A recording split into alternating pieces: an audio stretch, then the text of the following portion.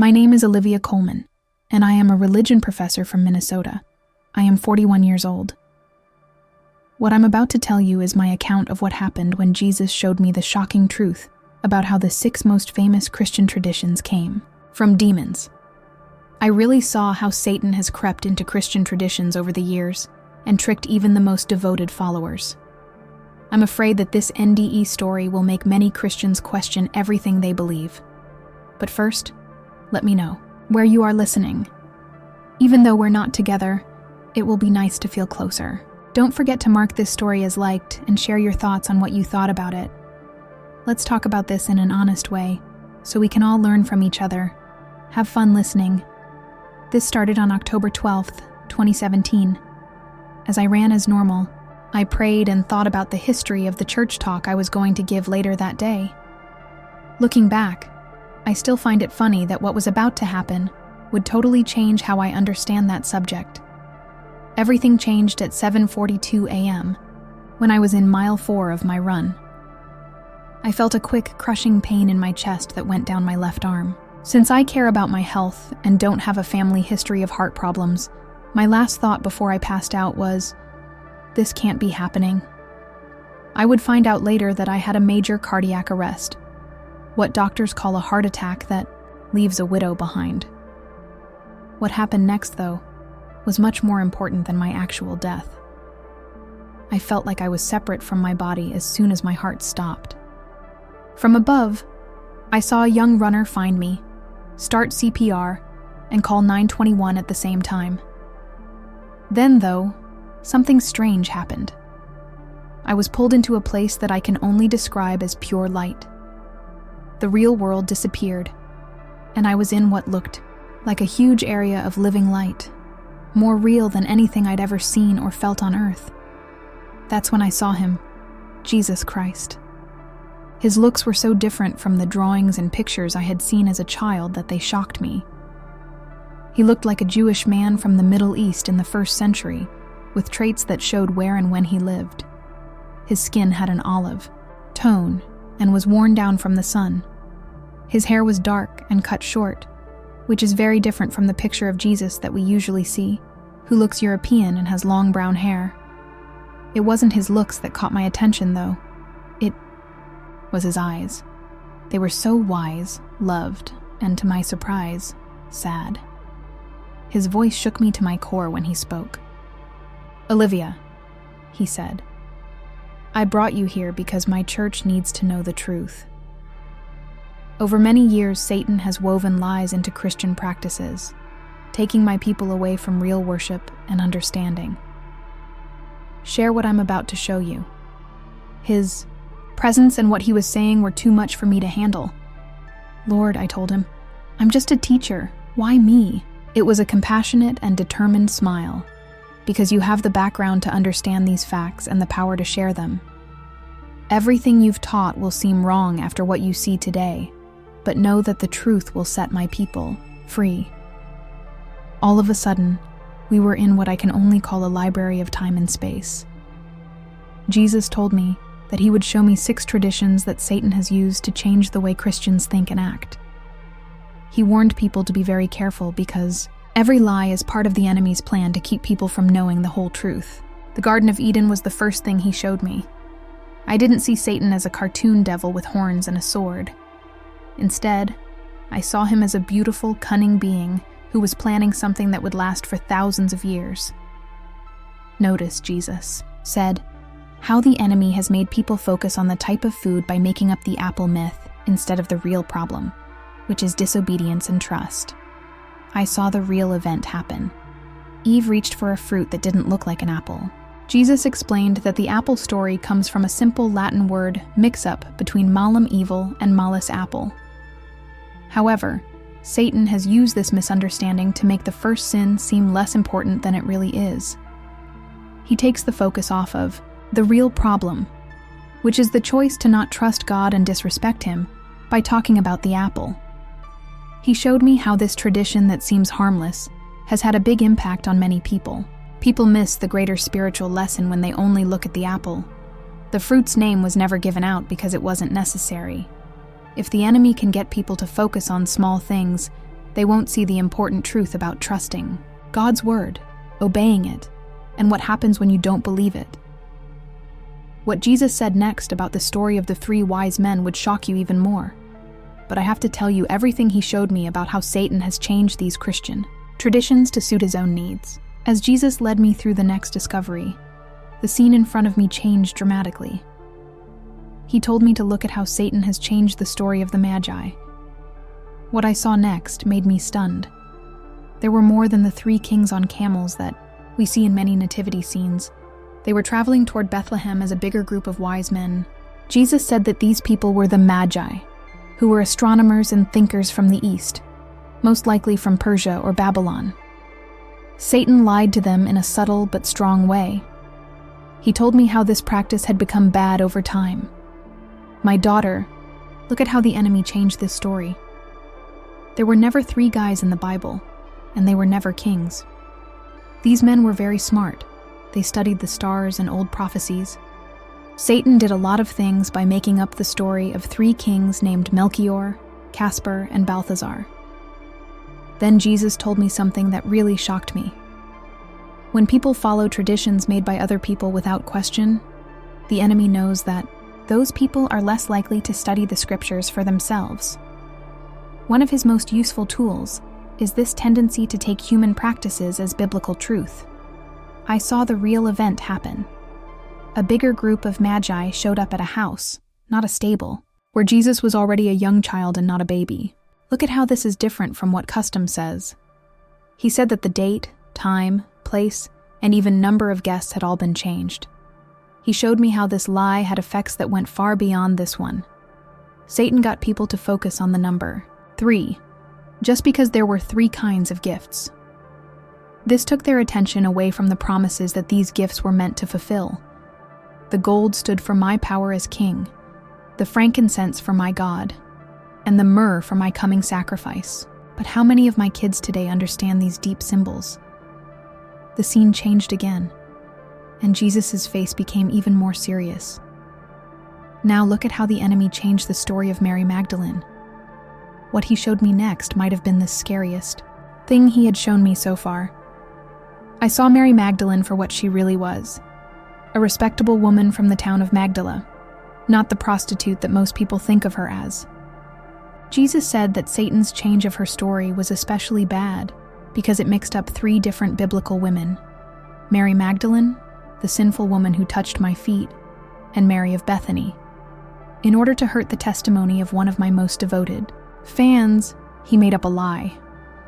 I saw scenes from Mary Magdalene's real life, like how she was freed from 7 demons, not prostitution, how she followed Jesus with all her heart, how she gave money to his mission, and most importantly, how she was the first person to witness the resurrection. Christ said that the enemy knows how powerful a message can be. By making false charges of prostitution against Mary Magdalene, he tried to discredit one of the most important witnesses to my resurrection. This wasn't a mistake. It was a planned attempt to make my story of the rising less credible. I felt the truth very strongly. How many women have been hurt by this false story throughout history? How did this false idea change the church's view of women in ministry? I asked God, why? Has this lie been going on for so long? Jesus' answer was very deep. Satan knows that by changing the stories of my true followers, he can stop other people from following their calling to the fullest. The real story of Mary Magdalene shows that complete change comes from spiritual deliverance and devotion, not just changing one's behavior. The enemy would rather have people think about a story of sexual sin than about how powerful it is to become completely spiritually new. He showed me pictures of Mary Magdalene's real ministry. He talked about how brave she was to stay at the cross when most people had left, how determined she was to honor his body with funeral spices, and how happy she was to be the first person to see him rise from the dead. Jesus said, "This woman, whom I chose to be the first witness of my resurrection, has been telling lies about me for hundreds of years." Then Jesus told me something that shocked me. He showed me how this false version of Mary Magdalene's story had been retold over and over again by the enemy to limit women's roles in the church and spread false stories about forgiveness. The enemy knows that when people think Mary Magdalene was a prostitute, They miss the real power of her story, which is that I can free anyone from any kind of spiritual slavery, not just bad behavior. The scene changed again, and Jesus' look got even more serious. "Now," he said, "let me show you how Satan has used December 25th to make it hard to tell the difference between worshiping gods and really celebrating my birth." What he showed me next about when he really was born and how Satan set up the December 25th tradition would make me question everything I thought I knew about Christmas. But before he could go on, I felt like something was pulling me. Jesus told them, "Your time is running out, but there is still more you need to see about how the enemy has twisted your understanding of how I look and what angels are really like. Keep in mind what I've shown you about these first 3 lies. They're just the start." Again, the scene in front of me changed, and Jesus began to tell me the truth about the December 25th custom. What I saw next shocked me to the core. Jesus told them, "Pay close attention as I show you how Satan used the celebration of my birth for his own purposes." Ancient Rome came to life in front of my eyes. I saw paganism's celebrations, especially Dies Natalis Solis Invicti, the birth of the unconquered sun. He told them to pay attention to how the enemy used the Roman Empire to mix pagan sun worship with the joy of my birth. In the early church, especially around 350 AD, when Pope Julius I was in charge, December 25th was officially named Christmas Day. Jesus said that the enemy's plan was smart. He didn't immediately fight against Christianity. Instead, he tried to get the church to compromise and mix truth with pagan practices. Romans had a long history of celebrating the winter solstice, which Satan used to his benefit. I was shocked when he showed me the exact time of his birth. During a much warmer time of year, I saw shepherds watching their sheep at night in the fields.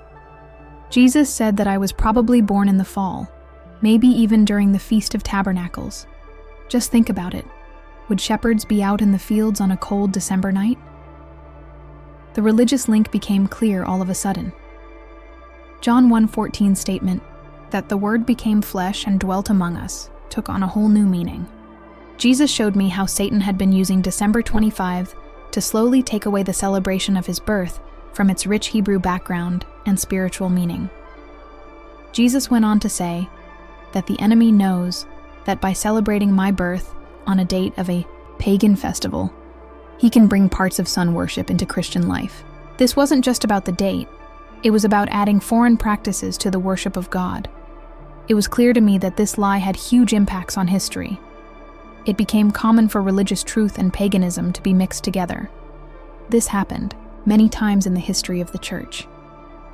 Jesus explained that this is why Paul told people not to follow the rules of this world. Satan's plan has always been to make it hard to tell the difference between good and bad. The scene changed again, and Jesus talked about another huge lie: the false ideas people had about how he looked. What I saw next shocked me even more.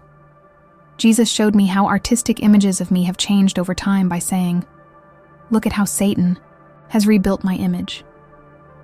I could see how his looks had been gradually Europeanized, changing him from a Jewish man from the Middle East in the 1st century to something totally different. Jesus said that the enemy's plan was especially sneaky in this case. He did a lot of things at once by making a false picture of me that represented European ideas of beauty and power. He cut me off from my Jewish background, gave me a false sense of cultural superiority, and put up a wall between me and people from other parts of the world. I was amazed as Jesus showed me how he really looked on earth, which was very different from the drawings and statues I had seen before. He looked like any other Jewish man from Palestine in the 1st century. His traits showed that he lived in that time and place. He told me that the only prophecy that talks about how I look is in Isaiah 53:2. There was nothing about his looks that made us want to be with him, nothing beautiful or royal. Jesus went on to say that Satan knows that if he can get people to focus on a false picture of me, they might miss who I really am. Some people have worshipped a statue instead of the real God because of this trick, which is against the 1st commandment. Then, the last message which was about angels, came. What Jesus showed me about these beings from heaven may have been the most shocking thing of all. Jesus said to look at how Satan has changed people's ideas about angels, from big, scary fighters and messengers to small, cute characters. Angels, which are beautiful and sometimes scary beings that don't look much like the cute cherubs that are often shown in art, appeared in front of me. Jesus said that the enemy's plan was to make people less aware of spiritual battle. He has hidden the fact that angels are actually strong spiritual beings at war with other spiritual beings by making them look like pretty wings and halos. I saw real cherubim and seraphim. The cherubim had 2 wings, not the cute baby angel wings we usually see. The seraphim had 6 wings, using 2 to cover their faces, 2 to cover their feet, and 2 to fly. The difference from how people usually see it was shocking. Remember that Jesus said the first thing angels often had to say to people when they saw them in the Bible was, "Do not be afraid." These were not cute babies with wings. They were strong fighters and messengers of the Most High God. Satan has tried to hide this truth from my people so they can't see how real spiritual battle is. He showed me how this lie had real-world effects, like how it made many Christians not realize how serious spiritual battle was, and how important angelic ministry was in God's kingdom. Jesus said that the enemy knows that if he can make people think of angels as nothing more than a pretty picture, they won't know how powerful and authoritative my name is in spiritual battle. As these discoveries came to an end, I felt that pulling feeling getting stronger. But before I went back, Jesus gave me some last orders that I will never forget. He told Olivia, "You must tell these truths." Many of my kids have believed these lies without question because the enemy is so good at telling them. But now is the time for the truth to come out. I asked, "Lord, won't people fight these revelations? These customs have been around for a very long time." He responded, "Some will fight back, but many are hungry for the truth. Remember that this is not an attack on people who have followed these practices. They didn't know anything. It's about showing them the truth with love. These lies have been used by the enemy to split people up, keep them from connecting with their spiritual heritage, and make them less knowledgeable about spiritual combat, but they will be freed by the truth." All of a sudden, I felt like I was being pulled back. Remember, these lies may seem harmless, but they have kept many people from real prayer and understanding. That was the last thing I heard Jesus say. Tell people what you've seen with love, but don't give in. The next thing I knew, I was running out of air while rescuers worked on me. James, my husband, was there with tears running down his face. Later, I found out that I had been almost dead for 7 minutes. Those 7 minutes changed everything I thought I knew about Christian traditions. Professionals in medicine told me I had seen a miracle. Outside of a hospital, less than 10% of people who have the type of cardiac arrest I had will live, and those who do often have damage to their brains. I came back, though, with a clear mind and a task from Jesus. It didn't end there, though. 2 years after my first near-death experience, on November 15, 2018, I was back in that place of pure light where I had been before. It wasn't a heart attack this time. During a normal medical procedure, I had a severe allergic response to medicine. I left my body behind again. But this time I didn't feel scared. Instead, I had a strong sense of coming home. Jesus was waiting for me, and I could feel his power just as much as I did before. With his smile, he knew all of us. "Olivia," he told her, "you stuck to what I showed you. Now I want to show you what happens when you tell these things." All of a sudden, it felt like we were moving through different streams of time and space. He told them to look and see how the truth was freeing my people. Scenes from the last 2 years showed up in front of us. Some I recognized, but not all of them. I saw myself in my hospital bed, writing down quickly everything he had shown me the first time we met. He said, "You see, even though you were weak, I made you stronger to record these correctly." Then I saw how my family reacted when I told them these things for the first time. I saw my husband James's initial doubt turn into understanding, my coworkers' shocked looks turn into recognition of truth, and my students' eyes open to a deeper knowledge of the Bible. I told the Lord that some people still have doubts. Some people think I'm making this up. His answer was calm but strong. Remember what Peter said. We didn't follow cleverly made-up lies. Like my followers, you're telling others what you've seen and heard. Check out the fruit. He showed me effects I didn't know existed. Like preachers rethinking what they teach, historians finding proofs in the past, and regular believers breaking free from religious chains. I saw truth-seeking people in other countries reading translated versions of my story. Jesus told them to look deeper. Check out what the enemy was trying to stop by keeping up these lies. Then I got it. Each custom he had shown me wasn't just a simple myth. I saw how the apple story had made sin and disobedience seem less important than they really were. The Three Kings custom turned my birth into a fairy tale, which took away from its prophetic meaning. The fake story about Mary Magdalene hurt many women and limited their ability to minister. The December 25th custom made it possible for pagan ideas to be used in worship. The way Europeans saw Jesus put up societal barriers to faith. People couldn't see the truth of spiritual battle because of the cute images of angels. Jesus told them that your obedience in telling these facts has started to break down these walls. Still, more work needs to be done. After that, he showed me something that made me cry. An old pastor, one I knew from a conference where I had spoken, told his congregation about these discoveries. He said, "For 50 years, I preached traditions without questioning them. But I get it now.